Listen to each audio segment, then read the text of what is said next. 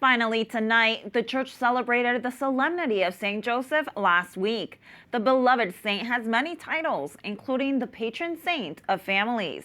This year, his feast coincided with the 21st National Catholic Prayer Breakfast in the nation's capital, broadcast right here on EWTN. Speakers included Jonathan Rumi from The Chosen and Speaker of the House Mike Johnson. After the event, our own Catherine Hadro and Matthew Bunson caught up with a Catholic author and financial advisor who has a message of hope for families.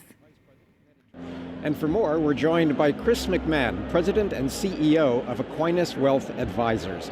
Chris, great to have you. Thank you for having me out today.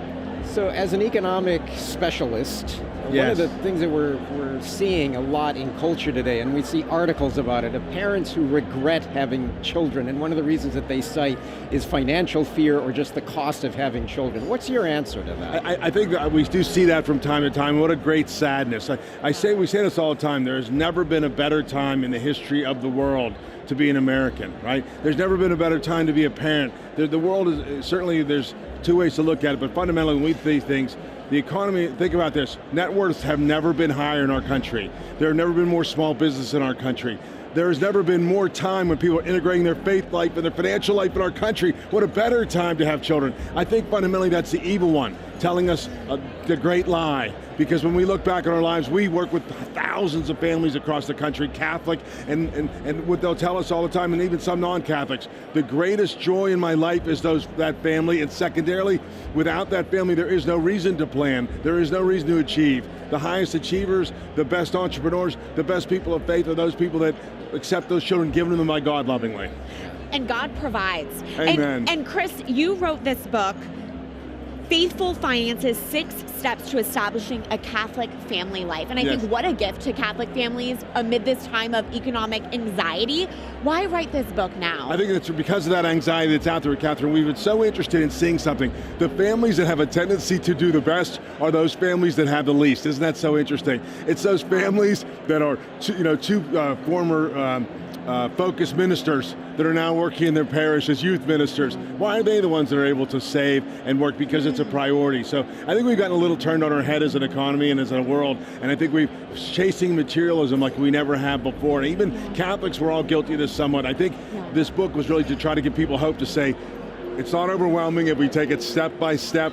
We could take it, eating an elephant one bite at a time. It's the same thing, that there is opportunity. As I say it all the time, we look at these families and say, those families that had the least ultimately had the most in so many ways.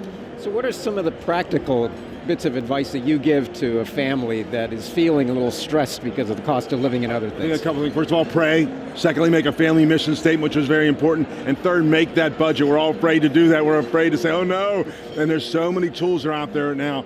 I mean, certainly technology has been bad in so many ways, but some of these technology tools are just unbelievable. Budgeting, risk assessment, and really just kind of make an overall plan for ourselves, but a family mission statement. What do we as a family care about? What is important to us, and what are we going to fund?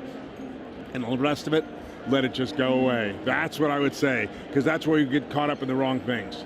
And your company, Aquinas Wealth Advisors, how do you differ from other financial advisors? Thank you so much. We've been working around the country with individuals and institutions. I think our main differential is that we are kind of stem to stern Catholic, and we've developed some technology, proprietary, that helps people see, and individuals and institutions see what they're investing in. For the first time, again, technology got some bad stuff, but when we could say to churches, parishes, individuals, wait a second, I've worked hard, this is our mission, and these institutions are violating our mission.